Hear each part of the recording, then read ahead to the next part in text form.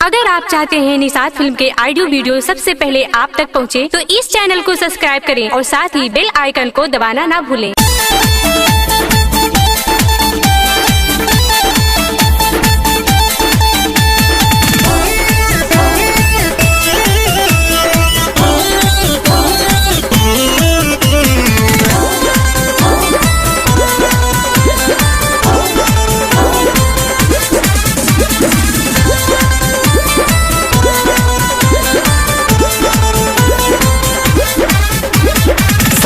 संवार के गईनी दीदिया के घर हो, देखते ही देवरा ओकर लिहलस बकार हो, लिहलस बकार हो, लिहलस बकार हो। सज के संवार के गईनी दीदिया के घर हो, देखते ही देवरा ओकर लिहलस बकार हो। कहे लगलस की हो गईल प्यार रे सखी, कहे लगलस की हो गईल प्यार रे सखी। दीदिया कह दो रे मारा तारे लाइना रे, दीदिया कह दो रे मारा तारे लाइना रे, दीदिया कह दो रे मारा तारे।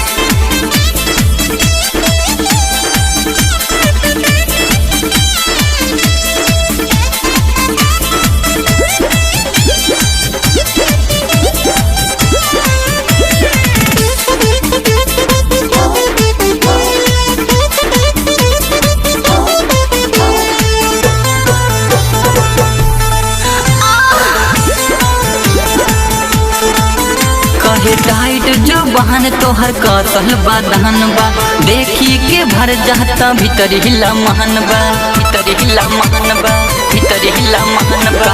टाइट जो बहन तोहर कसल बदहन बा, देखी के भर जाता भीतर हिला महन बा। लागे पांजा में हमके पोल्हावे रे सखी, लागे पांजा में हमके पोल्हावे रे सखी। दीदिया कह दो रे मारा तारे लाइना रे, दीदिया कह दो रे मारा तारे लाइना रे सखी, दीदिया कह दो रे मारा तारे।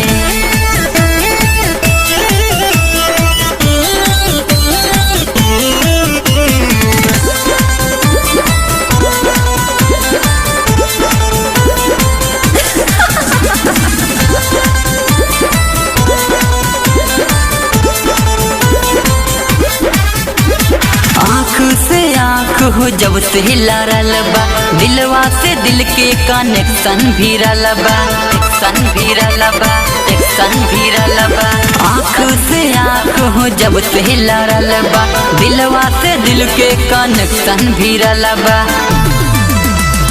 20 साल कैलसी जहार रे सखी, विकास कैलसी जहार रे सखी। दीदिया कह दो रे मारा तारे लाइना रे, दीदिया कह दो रे मारा तारे लाइना रे सखी, दीदिया कह दो रे मारा तारे। सज के संवार के गईनी दीदिया के घर हो, देखते ही देवरा ओकर लिहलस बकार हो, लिहलस बकार हो, लिहलस बकार हो। सज के संवार के गईनी दीदिया के घर हो, देखते ही देवरा ओकर लिहलस बकार हो।